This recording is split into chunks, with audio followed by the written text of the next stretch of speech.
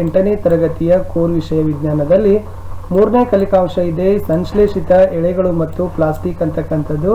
ಈ ಒಂದು ಕಲಿಕಾಂಶದಲ್ಲಿರ್ತಕ್ಕಂಥ ಕಲಿಕಾಫಲ 3 ಕಲಿಕಾ ಹಾಳೆ 3ರ ಒಂದು ಉತ್ತರಗಳನ್ನು ನೋಡೋಣ. ಇದಕ್ಕಿಂತ ಮೊದಲಿನ ಭಾಗಗಳ ವಿಡಿಯೋಗಳನ್ನು ನೋಡದೇ ಇದ್ರೆ ಈ ವಿಡಿಯೋದ ಡಿಸ್ಕ್ರಿಪ್ಷನ್ ಬಾಕ್ಸ್ನಲ್ಲಿ ತಮಗೆ 8ನೇ ತರಗತಿ ಕಲಿಕಾ ಹಾಳೆಗಳ ಉತ್ತರಗಳು ವಿಜ್ಞಾನ ಅಂತ ಇದೆ. ಸೊ ಅದನ್ನು ತಾವೇನು ಮಾಡ್ಬೋದು ಅಂತಂದರೆ ನೋಡ್ಬೋದು. ಸೊ ಹೋಪ್ ಇಷ್ಟ ಆಗಿದೆ ಅಂತ ಅಂದ್ಕೊಂಡಿದ್ದೀನಿ. ವಿಡಿಯೋಗೆ ಒಂದು ಲೈಕ್ ಮಾಡಿ. ಸೊ ಸಾಧ್ಯವಾದಷ್ಟು ವಿಡಿಯೋವನ್ನು ಶೇರ್ ಮಾಡಿ. ಹೊಸಬರಾಗಿದ್ದರೆ ಸಬ್ಸ್ಕ್ರೈಬ್ ಜೊತೆಗೆ ಬೆಲ್ ಐಕಾನನ್ನು ಒತ್ತಿ ಅಂತ ಹೇಳ್ತಾ ಶುರು ಮಾಡೋಣ. ಕಲಿಕಾಫಲ 3ರಲ್ಲಿ ಕಲಿಕಾ ಹಾಳೆ 3ರಲ್ಲಿರ್ತಕ್ಕಂಥ ಅಭ್ಯಾಸದ ಉತ್ತರಗಳನ್ನು. ಚಟುವಟಿಕೆ 1, ನೀವು ನೋಡಿರ್ತಕ್ಕಂಥ ಹಾಗೂ ಬಳಸಿರ್ತಕ್ಕಂಥ ವಿವಿಧ ಪ್ಲಾಸ್ಟಿಕ್ ವಸ್ತುಗಳನ್ನು ಪಟ್ಟಿ ಮಾಡಲಿಕ್ಕೆ ಹೇಳಿದರು. ನೋಡಿರಲೂಬೇಕು ಮತ್ತು ಬಳಸಿರಲೂಬೇಕು ಅಂತ ಕೇಳಿದ್ದಾರೆ.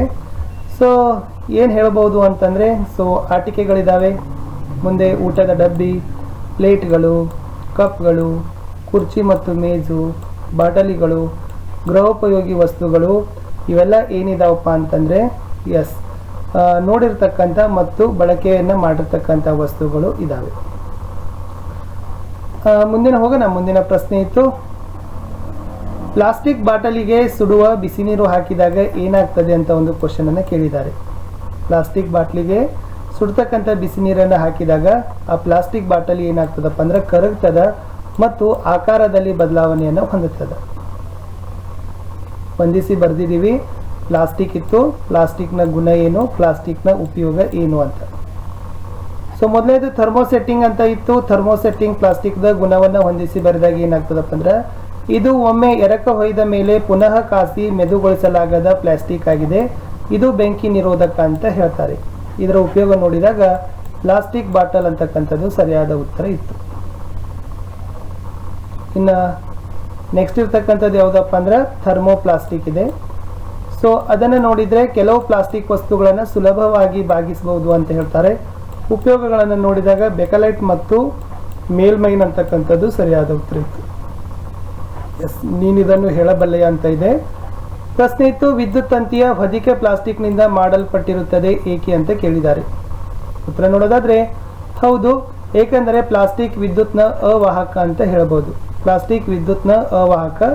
ಸೊ ಆ ಕಾರಣಕ್ಕಾಗಿ ವಿದ್ಯುತ್ ತಂತಿಯ ಹೊದಿಕೆ ಪ್ಲಾಸ್ಟಿಕ್ನಿಂದ ಮಾಡಿರ್ತಾರೆ. ಚಟುವಟಿಕೆ 3 ಯೋಜನೆ ಇದೆ. ಕೆಳಗೆ ನೀಡಲಾದ ವಸ್ತುಗಳನ್ನು ವಿಭಜನೆಗೊಳ್ಳಲು ತೆಗೆದುಕೊಳ್ಳುವ ಸರಾಸರಿ ಸಮಯವನ್ನು ಏರಿಕೆ ಕ್ರಮದಲ್ಲಿ ನಮೂದಿಸಿ ಬರಿ ಅಂತ ಕೇಳಿದ್ರು. ಇಲ್ಲಿ ಉತ್ತರಗಳನ್ನು ಬರೆದಿದ್ದೀನಿ.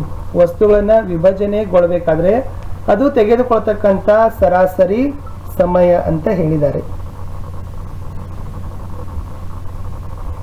ನೋಡೋಣ ಆನ್ಸರ್ಸ್ ನೋಡೋದಾದ್ರೆ, ಸೊ ಫಸ್ಟಿಗೆ ಹಣ್ಣು ತರಕಾರಿ ಸಿಪ್ಪೆ ಅಂತ ಬರಿಬೇಕು.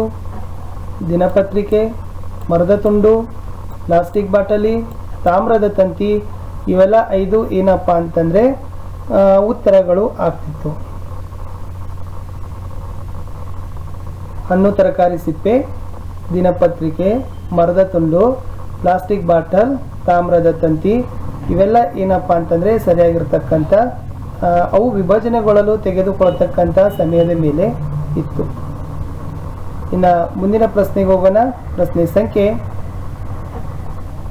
ನನ್ನ ತಿಳುವಳಿಕೆಯನ್ನು ನಾನೇ ಪರಿಶೀಲಿಸಿಕೊಳ್ಳುವೆ ಅಂತಕ್ಕಂಥದ್ದು ಕೆಲವೊಂದಿಷ್ಟು ಮೌಲ್ಯಮಾಪನದಲ್ಲಿ ಪ್ರಶ್ನೆಯನ್ನು ಕೇಳಿದ್ದಾರೆ.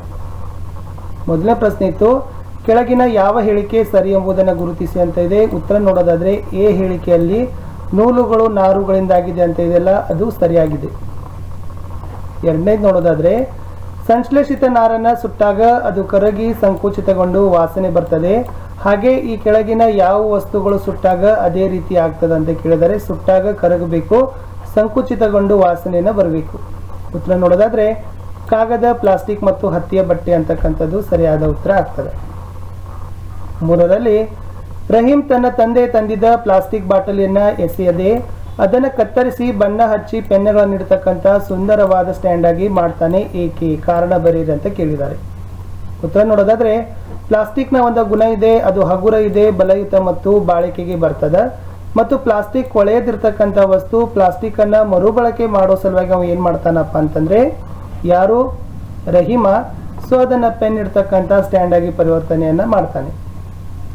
ಪ್ರಶ್ನೆ 4, ಅನುಷ ತಾನು ಬಳಸ್ತಕ್ಕಂಥ ಬಟ್ಟೆಯನ್ನ 2 ಗುಂಪುಗಳಾಗಿ ಪಟ್ಟಿ 1 ಮತ್ತು ಪಟ್ಟಿ 2 ಗಮನಿಸಿ ಇವುಗಳನ್ನು ಹೇಗೆ ವರ್ಗೀಕರಿಸಬಹುದು ಅಂತ ತಿಳಿಸಿ ಅಂತ ಕೇಳಿದ್ದಾರೆ. ಅದರಲ್ಲಿ ಎರಡನೇದಿದೆ ನೋಡಿ, ಪಟ್ಟಿ 1 ನೈಸರ್ಗಿಕ ನಾರು, ಪಟ್ಟಿ 2 ಸಂಶ್ಲೇಷಿತ ನಾರು ಅಂತಕ್ಕಂಥದ್ದು ಸರಿಯಾದ ಉತ್ತರ ಇತ್ತು. ಈ ರೀತಿಯಾಗಿ ಕಲಿಕಾಂಶ 3ಕ್ಕೆ ಸಂಬಂಧಪಟ್ಟಂತೆ ಯಾವುದು ಸಂಶ್ಲೇಷಿತ ಎಳೆಗಳು ಮತ್ತು ಪ್ಲಾಸ್ಟಿಕ್ ಅಂತಕ್ಕಂಥದ್ದು, ನಾರುಗಳು ಮತ್ತು ಪ್ಲಾಸ್ಟಿಕ್ಗಳು ಅಂತಕ್ಕಂಥ ಪಾಠದಲ್ಲಿರ್ತಕ್ಕಂಥ ನಾವುಗಳು ಅಷ್ಟು ಒಂದು ಕಲಿಕಾ ಫಲಗಳು, ಕಲಿಕಾ ಹಾಳೆಗಳನ್ನು ನಾವೇನು ನೋಡ್ಕೊಂಡು ಬಂದೀವಿ.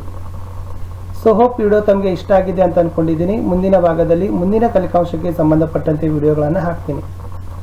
ನಾವು ಈಗಾಗಲೇ 1ನೇ ಕಲಿಕಾಂಶ 2ನೇ ಕಲಿಕಾಂಶಕ್ಕೆ ಸಂಬಂಧಪಟ್ಟಂತೆ ಅವುಗಳ ಚಟುವಟಿಕೆಗಳಲ್ಲಿರ್ತಕ್ಕಂಥ ಎಲ್ಲ ಪ್ರಶ್ನೆಗಳ ಉತ್ತರಗಳನ್ನು ಕೂಡ ಹಾಕಿದ್ದೀವಿ.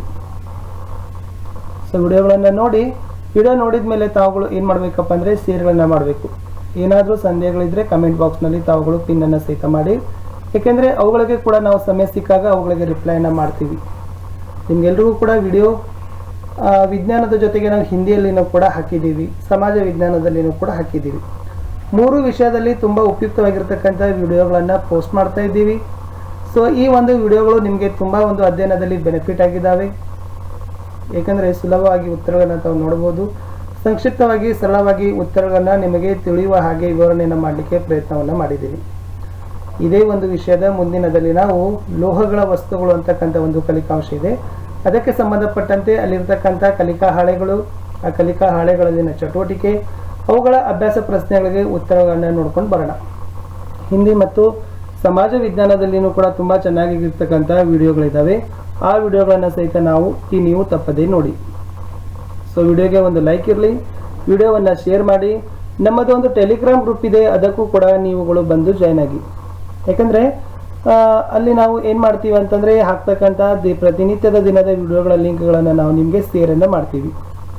ನಿಮ್ಗೆ ಏನಾಗ್ತದೆ ಅಂತಂದ್ರೆ ಒಂದೊಂದು ಸರಿ ನೋಟಿಫಿಕೇಶನ್ಸ್ಗಳು ಬರೋದಿಲ್ಲ. ಸೊ ಗ್ರೂಪಲ್ಲಿ ಇತ್ತಂದ್ರೆ ಏನಾಗ್ತದಪ್ಪ ಅಂದ್ರೆ ಈಸಿಲಿ ತಾವುಗಳು ನೋಟಿಫಿಕೇಶನ್ಸ್ಗಳನ್ನು ತೆಗೆದುಕೊಳ್ಳಬಹುದು ಮತ್ತು ಹಾಕ್ತಕ್ಕಂಥ ಎಲ್ಲ ವಿಡಿಯೋಗಳನ್ನು ಸಹಿತ ಅಪ್ಡೇಟ್ಗಳನ್ನು, ಮಾಹಿತಿಗಳನ್ನು ಪಡೆದುಕೊಳ್ಳಬಹುದು. ಸೊ ನೀವೆಲ್ಲರೂ ಕೂಡ ವಿಡಿಯೋಗಳನ್ನು ಲೈಕ್ ಮಾಡ್ತೀರಿ, ವಿಡಿಯೋಗೆ ಒಂದು ಶೇರ್ ಮಾಡ್ತೀರಿ. ಮುಂದೆ ಬರ್ತಕ್ಕಂಥ ವಿಡಿಯೋಗಳಿಗಾಗಿ ತಾವುಗಳು ನಿರೀಕ್ಷೆಯನ್ನು ಸಹಿತ ಮಾಡಬೇಕಾದ್ರೆ ಸೊ ತಾವುಗಳು ಚಾನಲ್ನ ವಿಡಿಯೋಸ್ ಟ್ಯಾಬ್ಗೆ ಹೋದ ನಂತರ ಸೊ ಮೇಲೆ ಅಪ್ಕಮಿಂಗ್ ವಿಡಿಯೋಸ್ ಅಂತ ತಮಗೆ ಗೊತ್ತಾಗುತ್ತೆ. ಆ ಅಪ್ಕಮಿಂಗ್ ವಿಡಿಯೋಗಳಲ್ಲಿ ನಾವು ಏನಾಗ್ತದಪ್ಪ ಅಂತಂದ್ರೆ ಯಾವ ವಿಡಿಯೋ ಸೊ ಯಾವ ದಿನಾಂಕ ಮತ್ತು ಸಮಯಕ್ಕೆ ಬರ್ತದೆ ಅನ್ನೋದನ್ನು ತಾವುಗಳು ನಿರೀಕ್ಷೆನ ಮಾಡಿದರೆ ಸೊ ನಮ್ಮ ಮುಂದಿನ ಒಂದು ವಿಡಿಯೋ ಯಾವುದು ಅಂತ ತಮಗೆ ಕನ್ಫರ್ಮ್ ಆಗ್ತದೆ. ಮತ್ತೆ ಸಿಗ್ತೀನಿ ಮುಂದಿನ ಹೊಸದಾಗಿ